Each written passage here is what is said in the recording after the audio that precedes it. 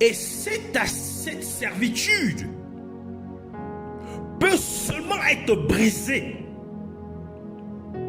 si l'Église chrétienne joue pleinement son rôle dans chacun des 5 continents. Mais plus précisément, surtout et surtout en Afrique et en Amérique. Il faut que l'Église se lève. Il faut que l'Église puisse s'épanouir spirituellement et briser ce joug qui a servi les peuples du monde entier financièrement. Et le fait que l'Église, vous allez remarquer que le peuple d'Israël s'est émancipé ou encore est devenu une multitude lorsqu'elle s'est retrouvée réunie en Égypte. L'Égypte qui représente le monde, car l'Égypte à cette époque était la puissance, représentait la puissance mondiale. C'est pour dire que l'unité de l'Église,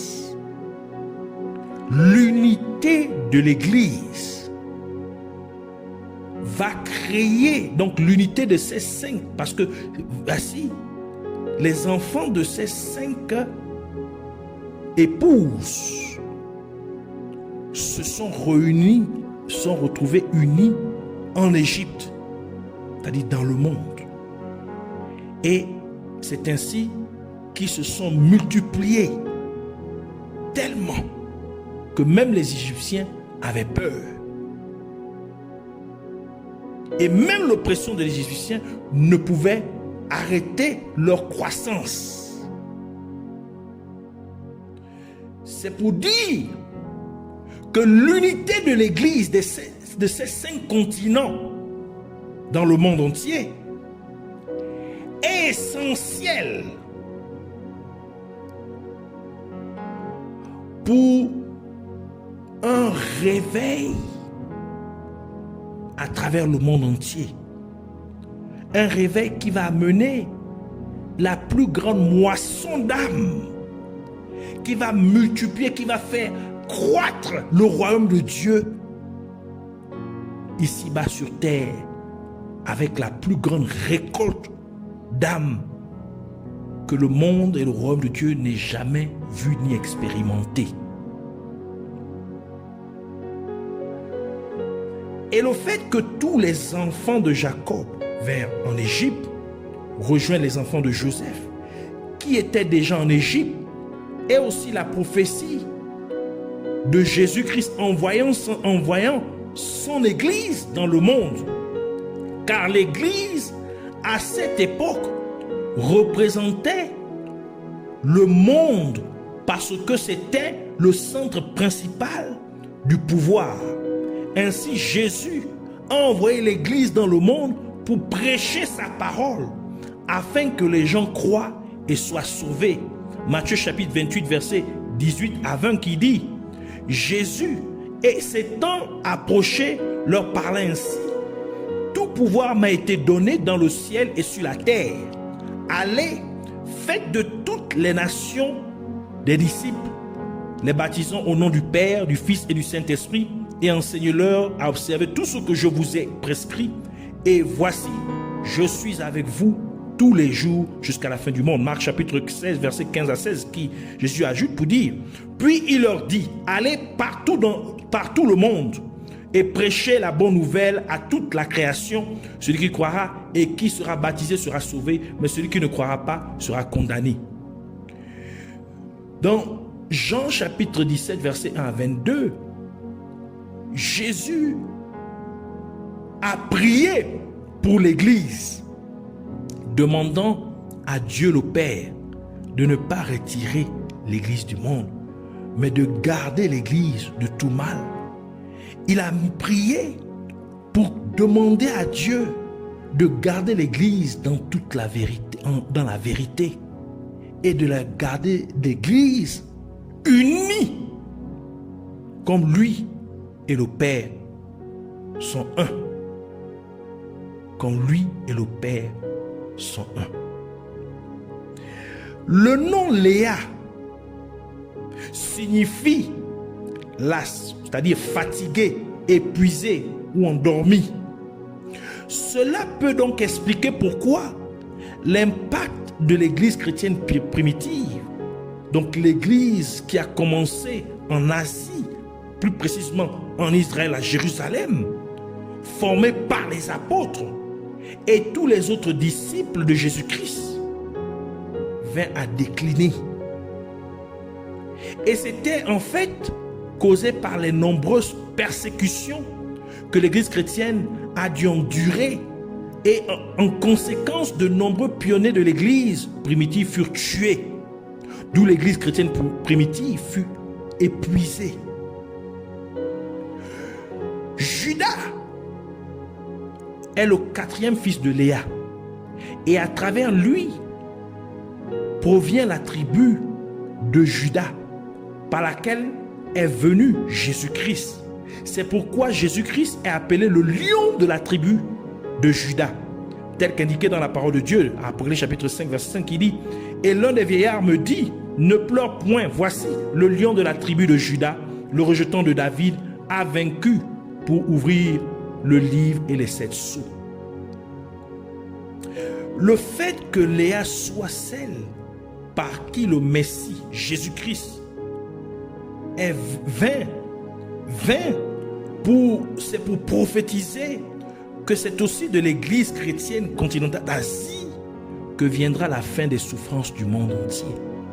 Car Satan rassemblera une grande armée pour essayer de détruire le peuple d'Israël, mais Dieu détruira Satan et son armée, comme le dit la parole de Dieu dans Apocalypse chapitre 20, verset 7 à 9, qui dit: quand les 1000 ans seront accomplis, Satan sera relâché de sa prison et il sortira pour séduire les nations qui sont aux 4 coins de la terre, Gog et Magog, afin de les rassembler pour la guerre. Leur nombre est comme le sable de la mer, et ils montèrent sur la surface de la terre, et ils investirent le camp des saints et la ville bien-aimée. Mais un feu descendu du ciel et les dévora. Rachel, le nom Rachel signifie agnelle, c'est-à-dire brebis femelle. Cela explique pourquoi, une fois que le christianisme atteignit le continent européen au 1er siècle de notre ère, il s'est rapidement répandu dans le reste du monde, de la même manière que les femelles brebis se reproduisent. Un autre événement très important qui mérite d'être mentionné est le fait que lorsque Jacob quitta son beau-père Laban, Rachel vola les idoles de son père Laban. Comme nous le rappelle le livre de Genèse chapitre 31, verset 19, qui dit: tandis que Laban était allé tondre ses brebis, Rachel déroba les téraphimes de son père.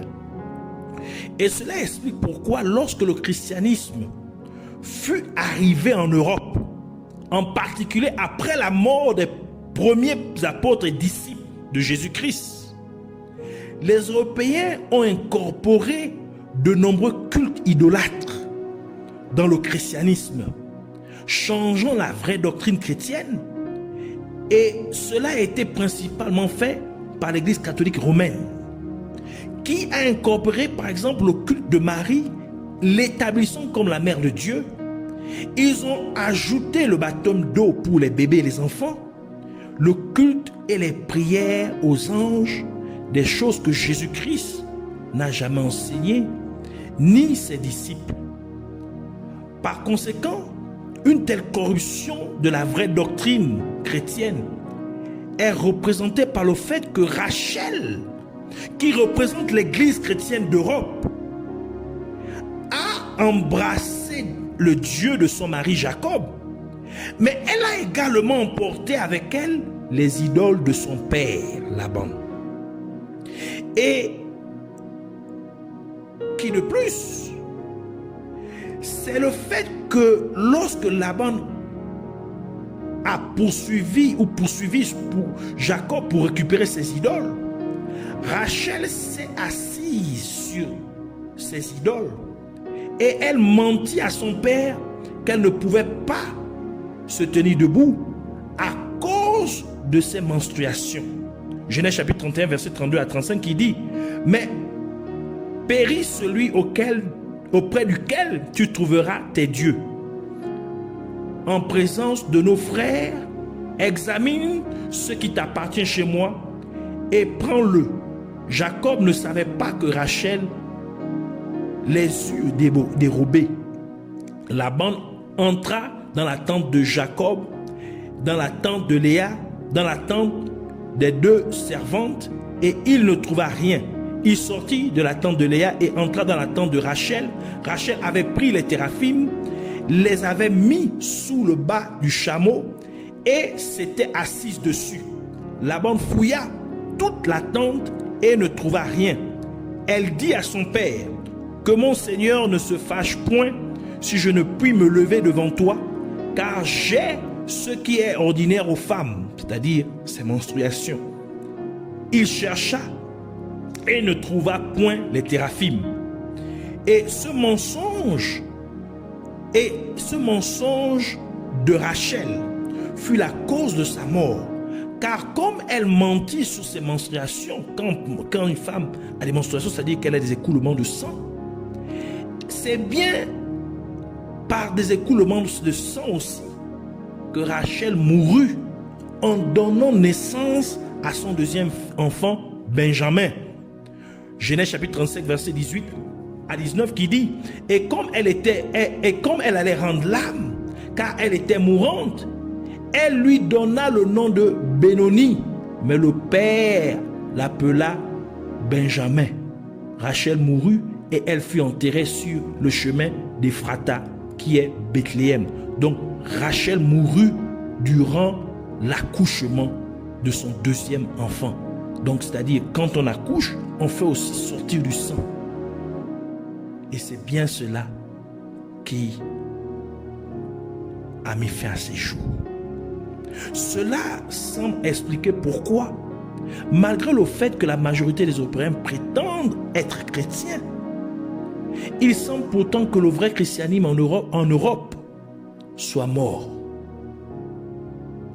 Le fait que la version romaine du christianisme, c'est-à-dire le catholicisme, qui était une version corrompue du christianisme, original, tel qu'établi par les apôtres et les disciples de Jésus-Christ, d'où le christianisme a prévalu pendant de nombreux siècles sur le christianisme natif, s'explique également par le fait que Ruben, qui était le fils de Léa, mais qui était aussi le premier-né de tous les enfants de Jacob,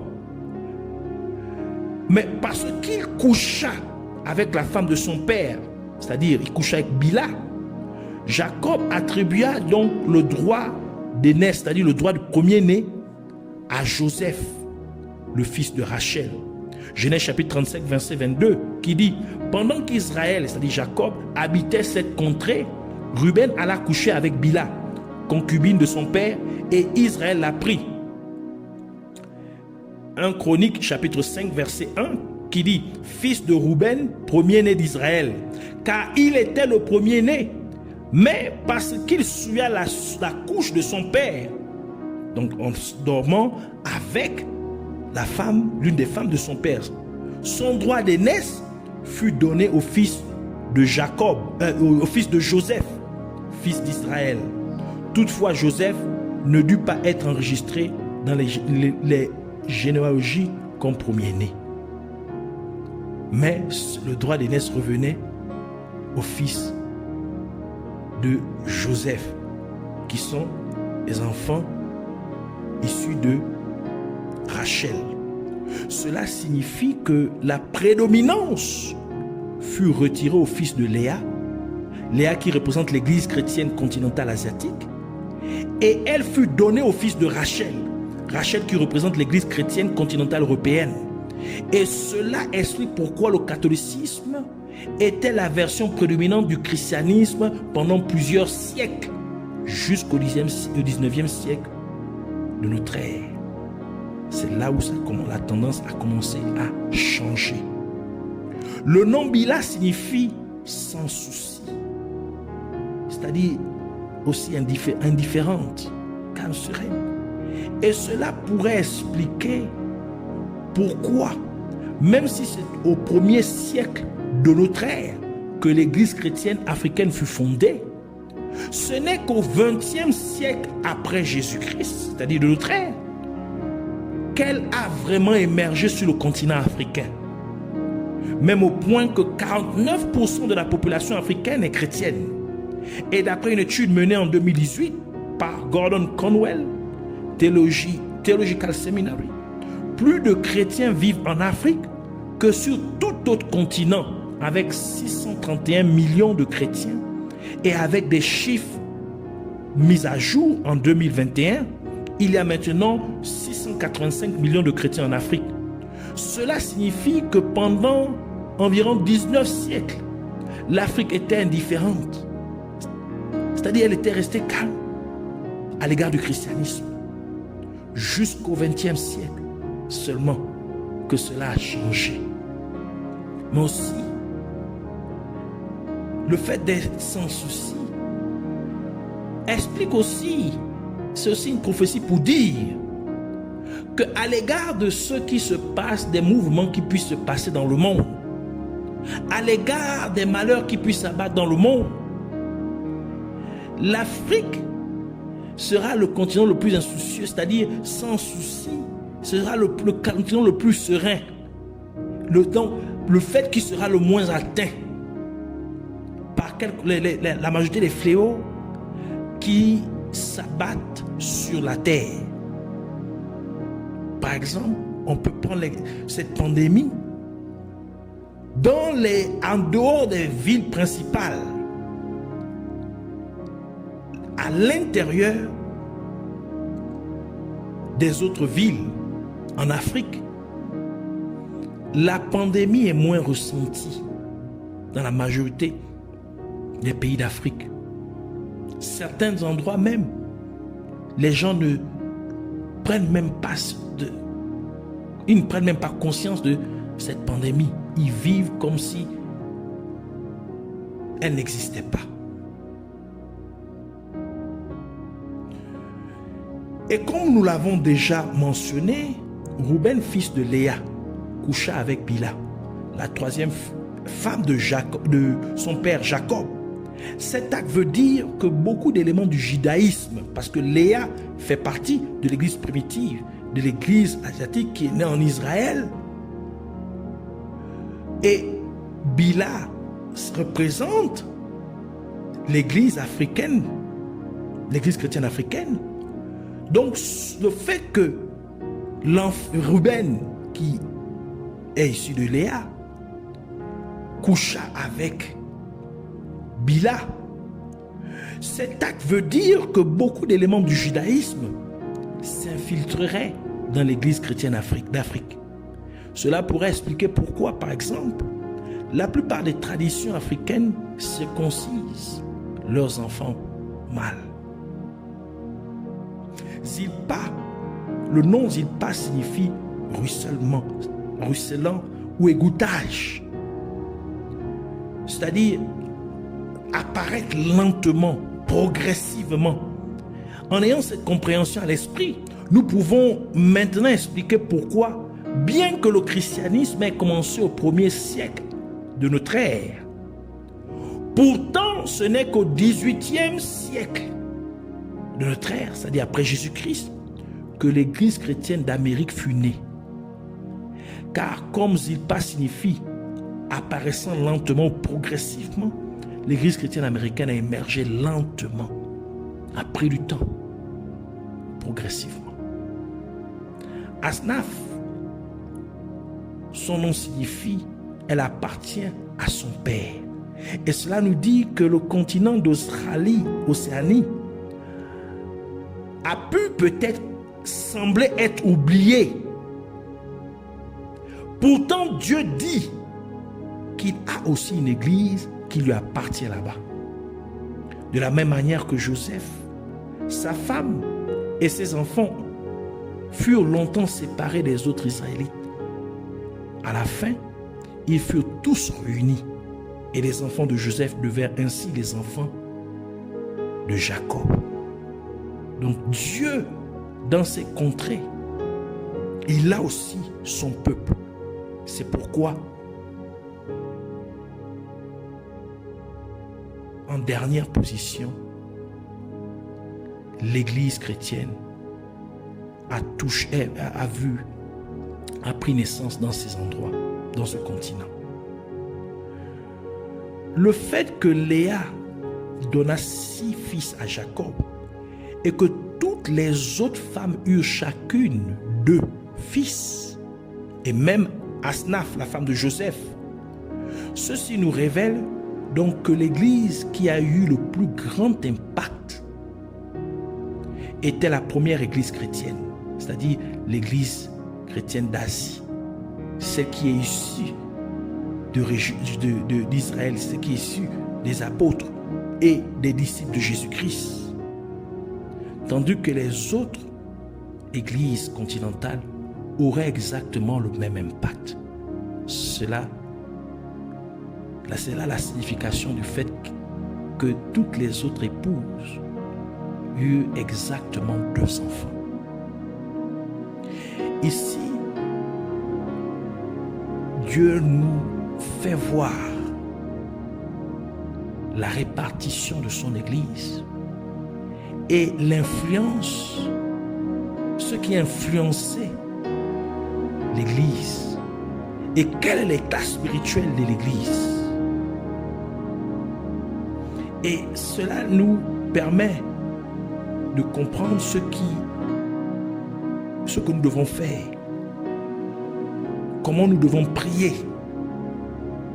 par rapport à l'église de Dieu ici-bas sur terre et plus précisément l'église dans chaque continent. C'est pourquoi nous voulons faire cette prière. Père éternel, Dieu tout-puissant, Père céleste, nous te remercions pour ton enseignement.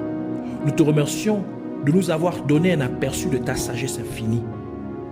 Et nous prions pour chacune de tes 5 églises réparties sur chacun des 5 continents. Tout comme notre Seigneur Jésus-Christ a prié. Et nous te demandons de garder chaque église dans la vérité. Et ta parole est la vérité. Purifie, sanctifie chaque église de toute corruption qui aurait pu y entrer au nom de Jésus-Christ.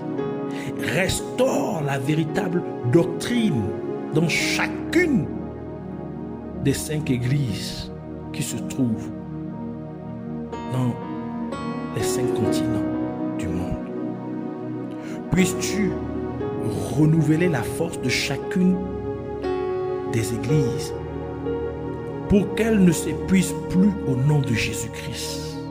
Car tu as dit que ceux qui se confient en toi voient leur force être renouvelée, qui s'élancent dans les airs comme des aigles, qui avancent sans pourtant se lasser, qui marchent sans pourtant se fatiguer. Que cela soit la portion de chacune de tes églises au nom de Jésus-Christ. Que Seigneur, tu ravives tes églises et permets que tes églises deviennent une puissante armée de croyants dans chacun des continents, des 5 continents du monde au nom de Jésus, et qu'ils amènent beaucoup de nouvelles âmes dans ton royaume au nom de Jésus. Que ton église soit qu'elle soit unie au nom de Jésus-Christ. Qu'elle puisse maintenant, Seigneur, se lever, s'épanouir pour briser tout joug, Seigneur, qui sévit sur le peuple à travers le monde entier. Tout joug, Seigneur, de servitude financière, au nom de Jésus. Que les richesses du monde maintenant puissent être réparties et libérées des mains de l'oppresseur. Au nom de Jésus-Christ. Seigneur, merci. Garde tes églises de tout mal. Seigneur Jésus-Christ, tu as dit que tu bâtiras ton église et qu'aucune porte de l'enfer ne prévaudra contre elle. Nous prions donc que même comme tu l'as déclaré, qu'il en soit ainsi. Nous te remercions de nous avoir exaucés, Père Céleste, que toute la gloire et l'honneur te reviennent pour toujours à jamais au nom de Jésus-Christ.